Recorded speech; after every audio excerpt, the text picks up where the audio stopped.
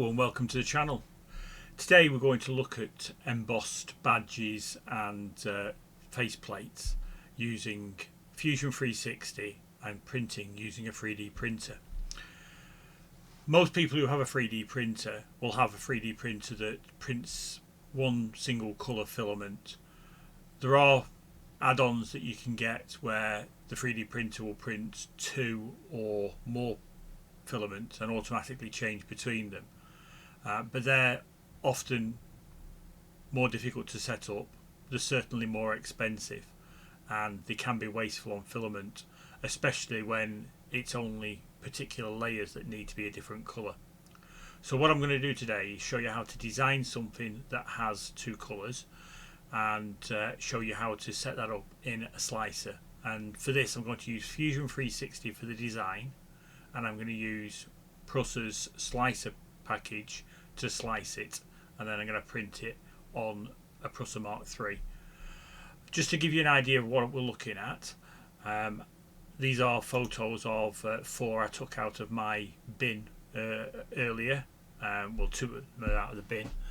As you can see, the top two are badges, and this badge here was black, and the embossed writing and the outer part of it are in white. This badge, the base of it is in orange with the embossed writing in black, and these two face plates, which have basically come out of my scrap, are black with white embossed writing on them. It's very simple to do and a good technique for producing cheap face plates and badges, and I'll show you how to do that now. For those of you that have been watching my series on the Commodore PET, you'll have seen that I've taken the Commodore PET apart, and basically I have gone to clean it all up, ready to repaint it. However, having cleaned it with a kitchen cleaner that contains bleach, then giving it a clean down with hot soapy water and drying it off, I found that it's actually in extremely good condition underneath the dirt, and the only issue whatsoever anywhere on it is a small patch on the front where the school had put a badge originally in the early 80s. Obviously that's long since gone, but there is still a hefty scratch that goes right through the paint, and it would be a shame to damage or to respray a machine that is in such good condition other than that small area. So what I'm going to do is I'm going to use that as an example. That's going to be the case study for a badge. The badge that I'm going to do will be similar to the Kawasaki badge that I've just shown. So basically it's going to be a rectangle and it's going to have some writing on it. I'll probably just put Kawasaki CBM 4032, just something simple. Now I did measure the size of badge that I need, and that is 90 by 32 millimeters. That will fit in the center but still cover the damage, and that can be stuck on with high-tack double-sided tape, which I can do in the next video in the series on the PET. So to start off with, we're going to be using Fusion 360, and I'm going to create the rear plate. So having 360 running, what I'm going to do is I'm going to create a sketch. So we go up to the Create tab, click on Create, and we have a number of options, and we're going to select Create Sketch. This basically creates a two-dimensional sketch on a known plane. Basically this is going to be the first part. So when you click on Create Sketch, you have this three-dimensional object thing, this sort of axis, and the three-dimensional plane which is effectively down towards up, is between the green and red. So I'm going to click on the orange box that appears between the green and red. The one that's selected is the one that's lighter, so you can see that that's the one that I've got selected now. So if I click on that, the all the axes disappear, and I've just got the green and red axes showing on there. So I'm now working in 2 dimensions to create a 3-dimensional object. So first thing I'm going to do is create a rectangle. So I click on the rectangle in the options at the top, and I move that down, and it shows the axes again, but basically we're working on that bottom axis. So I'm going to create it from the center, and I'm going to move that out, having just clicked it once, and you can see that it's creating a box, and the dimensions of that box are changing as I move the mouse pointer about. The lower one of those will be the width of it, and the one at the top will be the height. These are moving because I haven't set any of them, but as I know that the dimensions are going to be 90 by 32, what I'm going to do is I'm going to just enter that in. I'm just going to give it a little bit more, so I'm going to make it 92. Now you can see the lock symbol has appeared next to the figure, so that once I've selected that, that will be locked in place, and by moving the mouse pointer, the only thing that will then change will be the height. That's the height of the badge when you look at it face on. So if I press tab, then what will happen is it will select the other dimension, and I can change that. So that now that one's selected, you can see as I move the mouse pointer, only that one is free to change.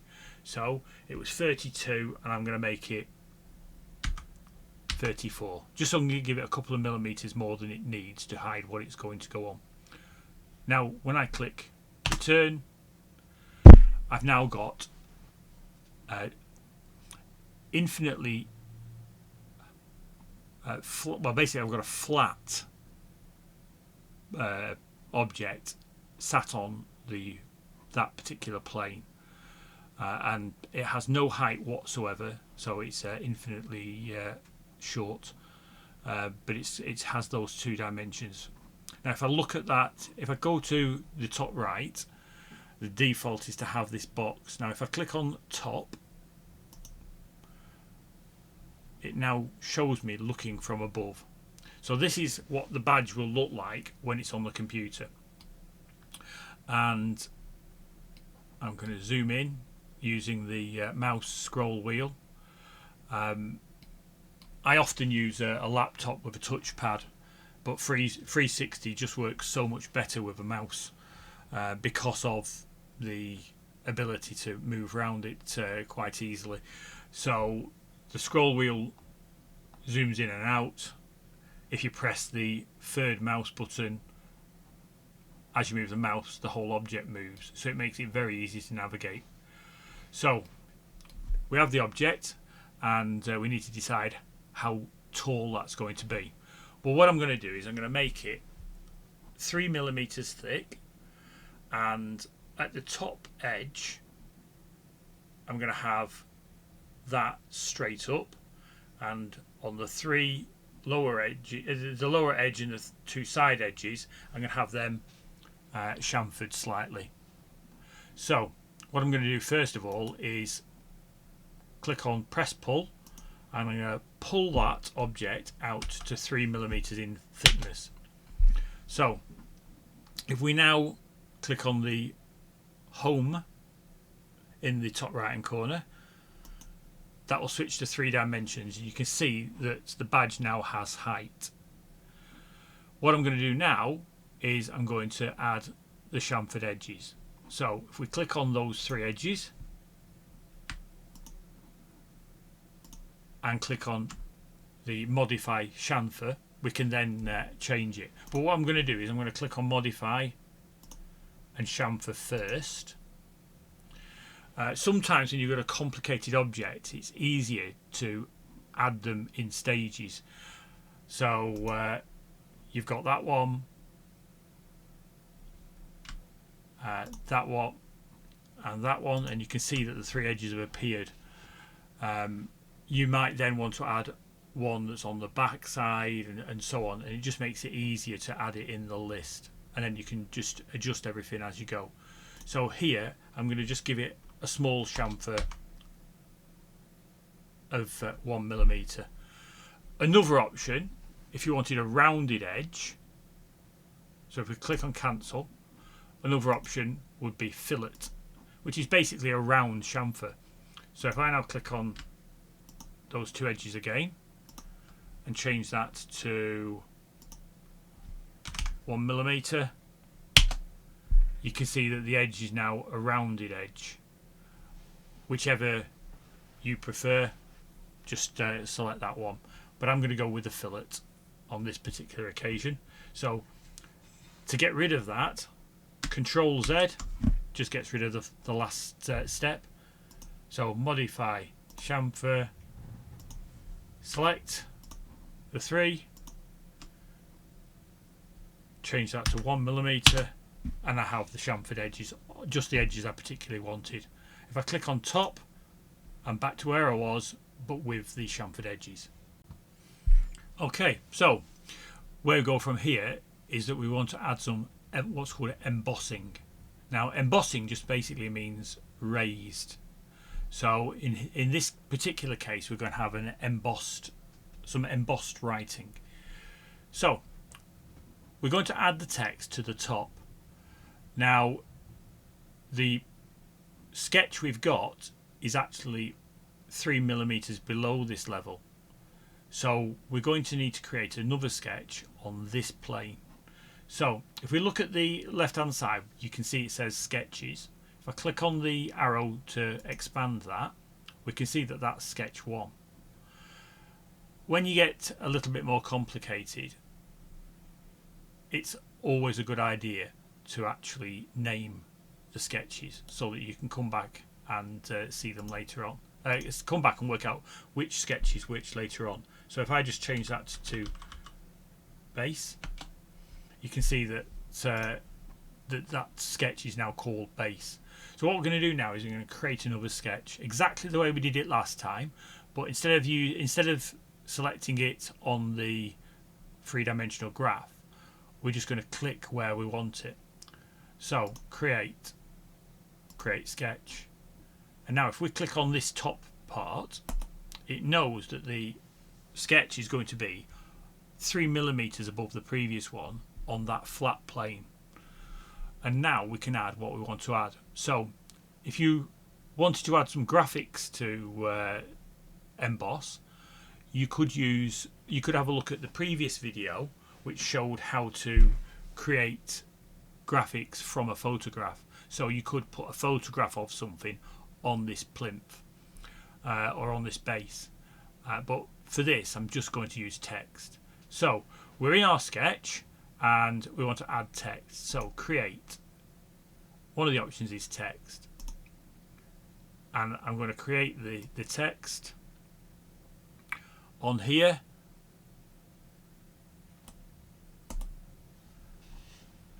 And now we have the text box up on the screen, and I can type into here. So I'm going to put in here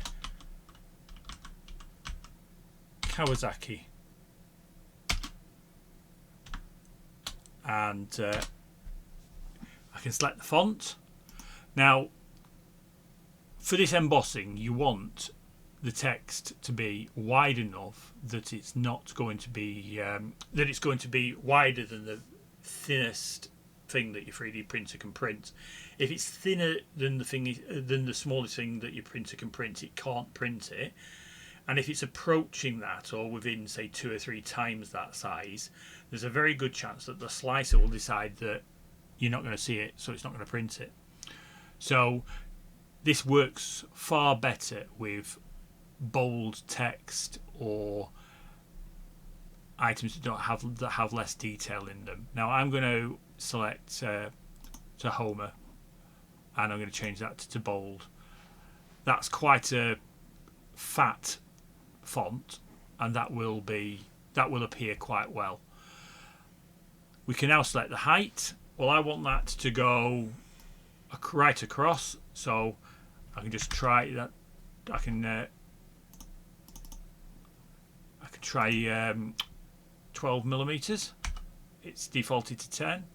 I think 12 is probably going to be just about right. So you can then click on OK, and that is now on the plinth. And I'm going to add another bit of text just underneath, and in there I'm going to put in CBM 4032 pet. Now obviously that's far too big, so I'm going to change this down to, I'll try 8 millimeters. That probably will fit if the box is a bit wider, so we'll try that, and I'll just try making the box a bit wider to see if that works.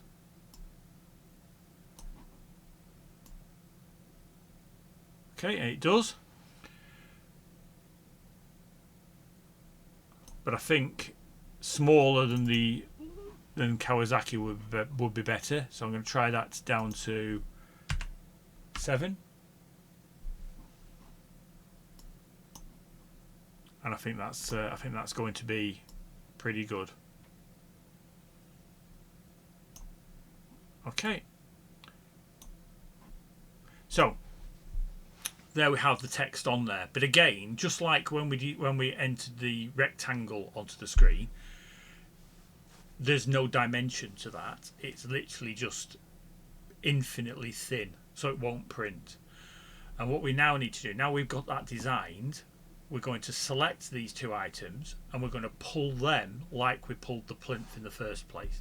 So click on one of them, hold down Control in order to select a second object, and we click on the second object. Now if you use your right mouse button, press pull, we can pull that to a particular height. Now from experience, I've found that text into Homer smaller than 5 does appear, but it's very fragile, and because of the way that 3D printers work, because most of the normal printers, they put a layer on top of a layer on top of a layer, the weakest in the plane straight across. So what happens is the letters can basically be knocked off very easily. As they get bigger, there's more of a surface to break for a letter to fall off. So I find that 7 and above are very sturdy. Anything smaller than 7 is risky, but you can do down to 5. So, but the other thing is the height of the letters makes a big difference. Now they don't need to be very high, and 1.5 millimeters is absolutely fine. That gives it much less chance of being broken off, and it's enough that when the 3D printer has printed another colour, printed that text in another colour, you don't see the previous colour through it. So that's now on there, and if we click on the home icon again, you'll see that the text is raised. So there we have our Kawasaki CBM 4030 PET badge. And what we're going to do with that now is we're going to set that up for 3D printing. Okay, so the way we print this in Fusion 360 is that we use the built-in 3D print option. Now, if you look at the top, we have these 4 tabs. They're not obviously tabs in 360, but if you click on each one, you'll see that the options change. Under Tools, you've got Make, and under Make, you've got 3D Print. So if we now click on 3D Print, it will bring up this box on the right hand side. Now, under in this box, you'll see the option Print Utility. Now, this is set to custom because I've set it to print to the slicer. What you'd do is you'd click. If you click on that down arrow, there are a number of built-in ones that it looks for: Mesh Mixer, Print Studio, Preform, and Cura. Prusa's slicer isn't one of them. So what you'd need to do is you need to click on the folder and then just go through your file system, find Prusa's slicer, and then once you've found Prusa's slicer, double click on it and it will appear here as your application. Now above this it says refinement, and as I was talking about earlier, if you have some very fine things in your design and you have this on, say, low, it won't necessarily add them. And under refinement, it's the number of triangles used to build it up, or the number of shapes used. I just leave it on high for absolutely everything, and it makes no difference really. Now, if you notice, it says OK and cancel at the bottom, but there's nothing there for OK. That's because when you select 3D print, you have to select what you want to 3D print. So if I come along here and just click on this, it's actually selected everything. You can select parts of objects. So you might want, if you've got, say you're designing an enclosure with a lid and the bottom part and maybe a shelf inside to hold another component, you might only want to print one of those, so you can select the individual item. So we're printing the whole thing, and I'm going to click on OK. What now happens is Prusa Slicer will fire up, because that's my 3D package, and it's intelligent enough to stick it straight onto the platen. And obviously, because we designed it upwards, you can see on here that the writing is at the top. So what do we do now? Well, this is where we set the options, and a lot of time people will just click Slice Now and write it to the memory card. In this situation, we need to make a few changes, or just one change for this one. Now down here you can see there's the box, which is the editor view. So this shows you what you're going to get on your printer. The icon next to it allows you to mess around with each slice. So if we now click on that, you can see that it's still got the same thing, and then here the height, it shows that the whole object is 4.4 millimeters high, or within the 4.4 to 0. Now if we pull that arrow downwards, if you look at this display, the text disappears. That's because we're now looking at it at 3 millimeters. Now we want the embossed text to be a different colour. So what we're going to do is we're going to move that upwards to the first time the text appears. If you select it below the text appearing, the text will be that colour, but there'll be a very thin version of that colour on the whole top plate, which isn't what we're looking for. And it doesn't matter if there's one slice of the base plate colour on the text. That really doesn't matter at all, because the rest of the text will be the new colour, and that will be what we're looking for. So here you can now see that at 3.2 millimeters our text appears.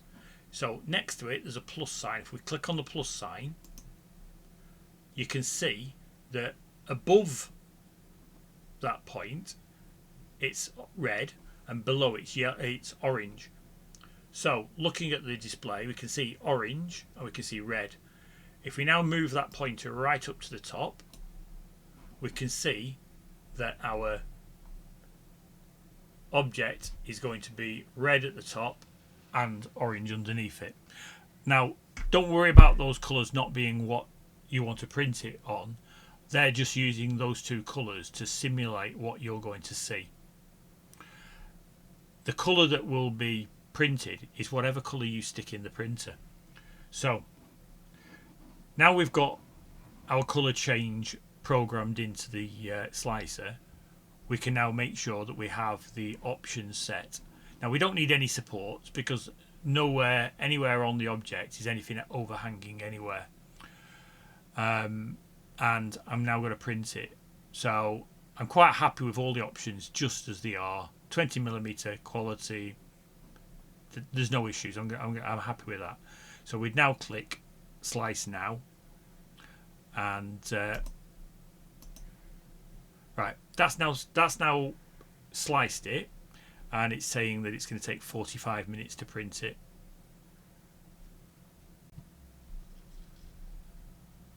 Okay, so now it shows export G code. I've taken the memory card out of the printer and I've now inserted that, and I'm going to save that onto the memory card so that I can insert it into the printer.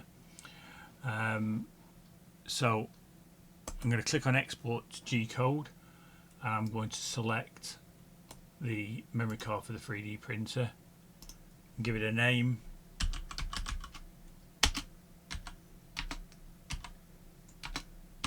Call it badge pet. Click on that, and that's now saved that to the memory card. We need to eject the memory card, and Prusa's software has now got an option to do that without having to mess around the filing system, and that's now successfully unmounted, and it's on the memory card ready to insert into the printer, which I'm going to do, and then I'm going to print the badge.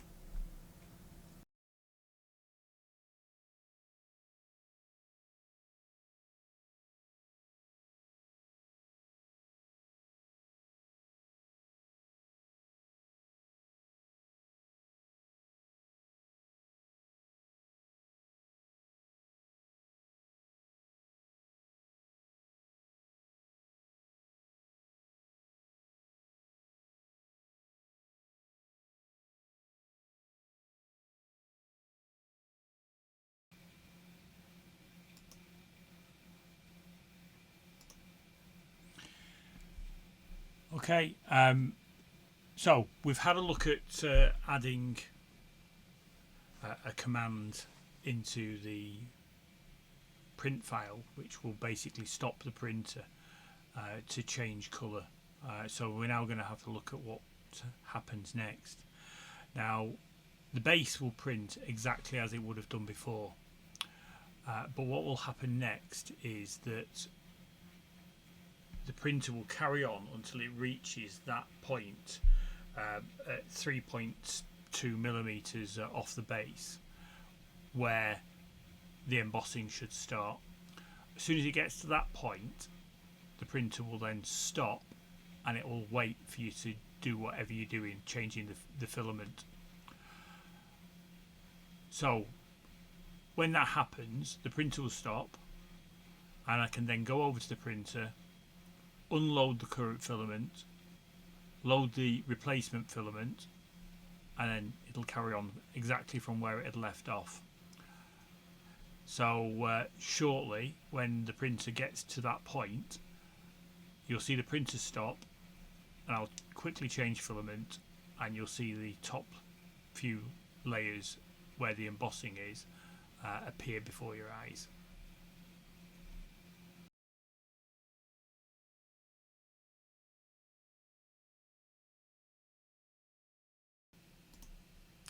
Okay, so you saw the head lift off the printing plate, and basically what's going to happen now is I'm going to change the filament and then let it carry on. Okay, so I've changed the filament and it's now going to print the embossed writing. One thing to always keep an eye on though is when you change the filament, there's often bits of filament dangling down. You need to, at the last minute, pull that away before the head gets to the print. If you don't, you often end up with a strand which might be then stuck to your final badge. And as you can see now, I've changed from the white to the black, and it's printing. Now this is just one single layer so far, and you can see that with black writing on a white background, it's actually pretty good. Obviously there's going to be infill on the larger characters and then the final top placing, but you get an idea. So we'll just wait while that finishes printing, and then I can show you the final print.